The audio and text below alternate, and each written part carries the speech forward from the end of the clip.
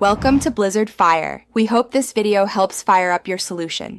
You start by confirming power and carrier basics so you can act fast. Make sure the battery is above 20% and the device is on.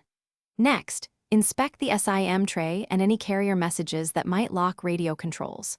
Once done, perform a quick restart. Hold the power button and choose Restart or Force Reboot. This often resets the network UI. Make sure to watch the boot process so you know whether the toggle reappears immediately after reboot. Now go deeper into settings to target the underlying radio state.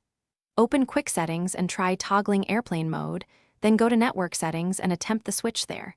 Differences reveal UI glitches. If still grayed out, reset network settings to clear Wi-Fi, mobile, and Bluetooth configs. This forces the system to reinitialize radios. Also check for active VPNs, MDM profiles, or carrier-installed apps, and disable them because they can block airplane mode changes until removed or turned off. For final fixes, update the operating system and uninstall any recent apps that may interfere. Reinstall the carrier profile if available, because updates often restore radio controls. If problems persist, back up your data and perform a factory reset. Make sure photos, contacts, and accounts are saved first. One key troubleshooting tip: if airplane mode remains grayed out after reset, collect device logs or screenshots and